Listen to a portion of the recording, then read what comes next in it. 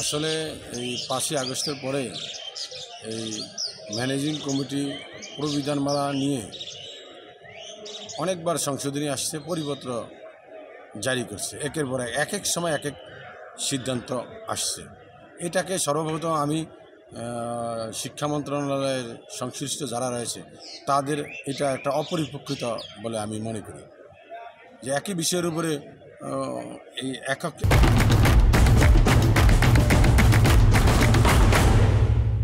এক সময় এক একটা পরিপত্র জারি করা সমন্বয়হীনতা বটে।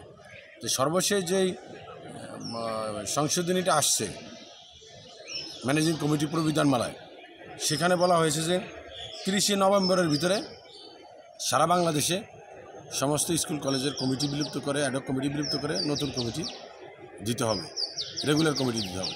তো রেগুলার কমিটি দিতে গেলে আপনি মনে করেন যে এখানে নির্বাচন ছাড়া তো রেগুলার কমিটি দেওয়া যাবে না। নির্বাচন করতে হলে একটা সময় আছে, তফসিল ঘোষণা করতে হবে, নির্দিষ্ট একটা আইন রয়েছে। তো সেখানে যদি আইন থাকে যে কতদিন আগে ভোটার হবে, কতদিন আগে খসড়া তালিকা হবে, সেই হিসেবে 180 দিন সময় এখনও নেই। তাই একদিকে যদি তারা নিজেরা একটা পরিপত্র করে, আবার যদি এটা সংশোধনী দেয়, এটা সাংঘর্ষিক হয়ে গেছে। 30 তারিখ হলে আজকে থেকেও যদি আমরা ধরি অক্টোবর নভেম্বর, মানে 2 মাস 60 দিন আছে। এরপরে আরেকটা জায়গায় আপনি দেখবেন যে যেটা বলা আছে দাতা সদস্য যাদের আছে তাদের কিন্তু 6 মাস পূর্বে ভোটার তালিকা অন্তর্ভুক্ত করতে হয়। এই কিছু প্রক্রিয়া রয়েছে যেটা এই 30 নভেম্বরের ভিতরে সম্পন্ন করা সম্পূর্ণ অসম্ভব। আর এটা একটা দুইটা প্রতিষ্ঠান নয়, সারা বাংলাদেশে হাজারো প্রতিষ্ঠান রয়েছে। এই সময়ে জাতীয় নির্বাচন যখন শুরু হচ্ছে, সে সময়ে এই স্থানীয় প্রতিষ্ঠানগুলোতে নির্বাচনের একটা আবহ তৈরি করা, নির্বাচনের দিকে নিয়ে যাওয়া, এটা স্থানীয়ভাবে এটা সমস্যা তৈরি হবে। তা আমি এটা মনে করি যেমন এটা আইনের সাথে পারস্পরিক সাংঘর্ষিক, এবং বর্তমান যে পরিবেশ রয়েছে জাতীয় নির্বাচনের পূর্বে এই নির্বাচনটাকে সঠিক মনে করি না।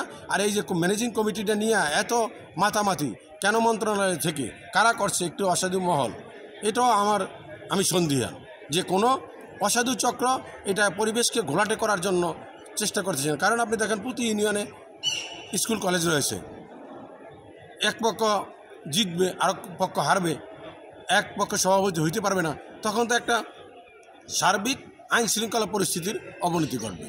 আমি মনে করি দ্রুততম সময়ে এই পরিবর্তন যে সংশোধনী দিচ্ছে এটার প্রতি নজর দেওয়া উচিত। আর দ্বিতীয়ত যেটা আরেকটা বৈষম্য করা হয়েছে এখানে, আপনি দেখেন এটা নিয়ে আমি মহামান্য হাইকোর্টের দ্বারস্থ হব, রিট পিটিশন অলরেডি রেডি করেছি। সেখানে সে বলা হয়েছে ডাক্তার অ্যান্ড ইঞ্জিনিয়ার পেশাজীবী সুযোগ পাবে এবং কৃষি ডিপ্লোমায় 4 বছর মেয়াদি। এখন আপনি দেখেন ডাক্তার ইঞ্জিনিয়ার যদি যায় পেশাজীবী, আরও অন্যান্য পেশাজীবীরও তো আছে, অন্যান্য পেশাজীবীরা যদি থাকে সেক্ষেত্রে তো তাদেরকে তো প্রাধান্য দেওয়া উচিত। এটা একটা বৈষম্যমূলক হয়েছে। এই যে পরিবর্তনটা, সংশোধনটা, এটা তো সঠিক আমি মনে করি না। এটা একটা বৈষম্যমূলক। নাগরিকের যে যেমন আইনজীবীরা এখানে পেতে পারে, এবং যারা 5ম গ্রেডে চাকরি করে এমপিভুক্ত প্রতিষ্ঠানে শিক্ষক রিটায়ার্ড হয়েছে তারা পেতে পারে, শিক্ষক প্রতিনিধি এবং আইনজীবী যারা রয়েছে তাদেরকে এখানে একেবারে রেখে বাদ দেওয়া হয়েছে, যেটা বৈষম্যমূলক। আমার একটা কোশ্চেন, সেটা হচ্ছে আপনি বলছেন যে জাতীয় নির্বাচন আগে এটা করতে গেলে ঝামেলা হবে, গ্যাঞ্জাম হবে, সমস্যা হবে। তো সেক্ষেত্রে আমরা তো দেখলাম যে জাকসু বড় বড় ভার্সিটিতে সেখানে ভোট হচ্ছে, সেখানে তো সুষ্ঠুই হচ্ছে, মারামারি হচ্ছে না। তাহলে কি এটা কেমন হয়ে যায় না কথাটা? আমি আপনাকে বলি, সারা বাংলাদেশে এই শিক্ষা প্রতিষ্ঠান সব মিলিয়ে 10টা হবে, ডাকসু মিলিয়ে নির্বাচন হইলে ইলেকশনের পূর্বে। আর আমি গত সপ্তাহে ইয়েতে গেছিলাম নবাবগঞ্জ, এক উপজেলায় 42টা শিক্ষা প্রতিষ্ঠান, 30,000 প্রতিষ্ঠান এমপিভুক্ত, 30,000 প্রতিষ্ঠান। তাহলে আপনি কৃষির সাথে কী মিলান?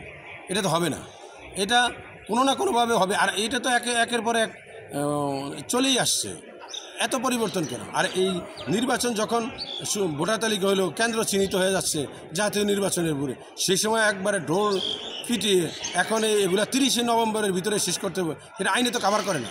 আপনি কখন ভোটার তালিকা দিবেন, কখন খসড়া ভোটার তালিকা দিবেন, তফসিল কখন ঘোষণা করবেন, কিছুই তো না।